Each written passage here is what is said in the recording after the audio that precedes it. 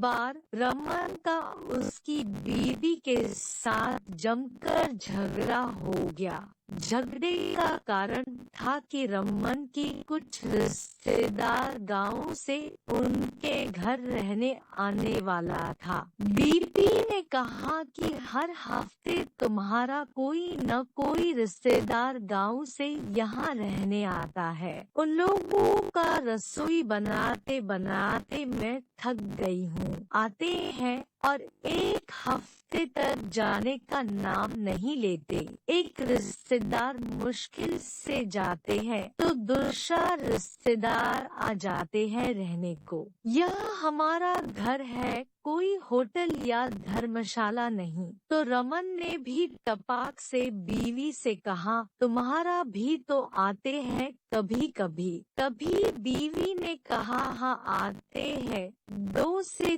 3 साल में एक बार, वह भी एक दिन के लिए। तुम्हारी तरह नहीं आते हर रोज। इसी बात पर आज रमन का बीवी के साथ सॉलिड झगड़ा हो गया। इसी बात में आज बीवी ने रसोई घर में हड़ताल कर दिया। अब मेहमानों के लिए खाना तो बनाना पड़ेगा। तो रमन ने भी बीवी को धौंस देते हुए कहा, अगर तुम नहीं पकाओगी तो कोई गम नहीं, मैं बना सकता हूँ। रमन ने टीवी पर कई कुकिंग शो देखे थे और उससे यकीन हो गया था कि वह किचन में तूफान ला सकता है। इसलिए वह अपनी पहली रेसिपी, एक मसालेदार चिकन करी के लिए सभी सामग्री खरीदने के लिए बाजार गया। जैसे ही उसने खाना बनाना शुरू किया,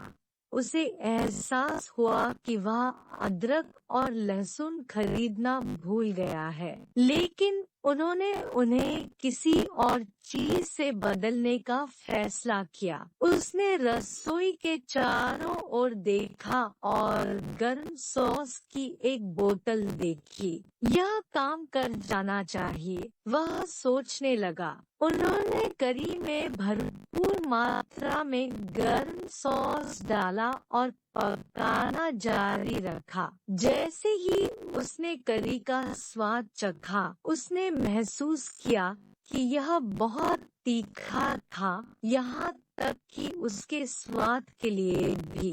इसलिए उन्होंने इसे ठंडा करने के लिए कुछ दही मिलाई। लेकिन जैसे ही वह दही को कढ़ी में डाल रहा था, उसने गलती से पूरे कंटेनर को बर्तन में गिरा दिया। अब करी न केवल बहुत मसालेदार थी, बल्कि बहुत पानीदार भी थी।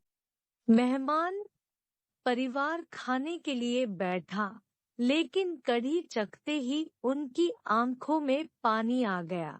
यह इतना मसालेदार था कि वे एक निवाला भी पूरा नहीं कर सके।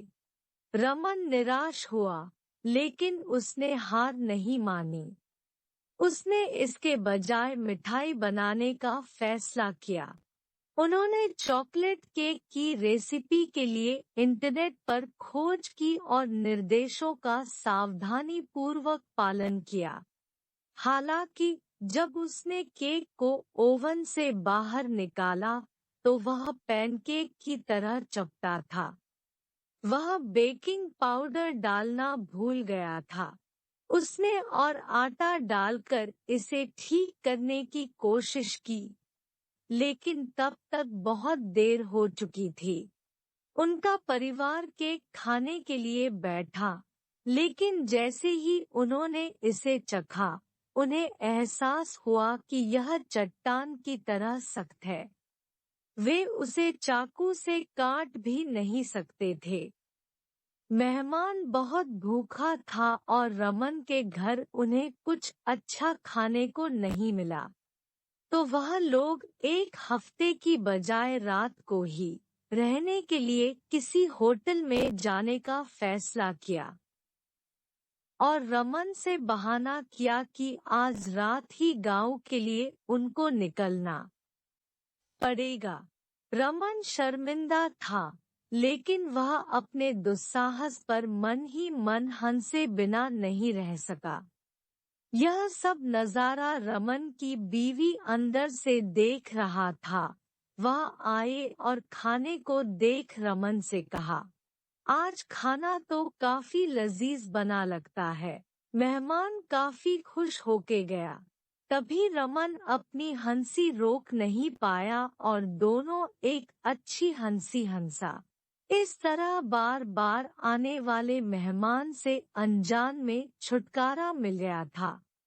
इस तरह रमन का कुकिंग करियर खत्म हो गया, लेकिन उनके परिवार और दोस्तों को रसोई में उनके द्वारा की गई प्रफुल्लित करने वाली खाना पकाने की आपदाएं हमेशा याद रहेंगी। इसीलिए कहते हैं, जिसका काम उसी को साजे दूजा करे तो ठेंगा बाजे।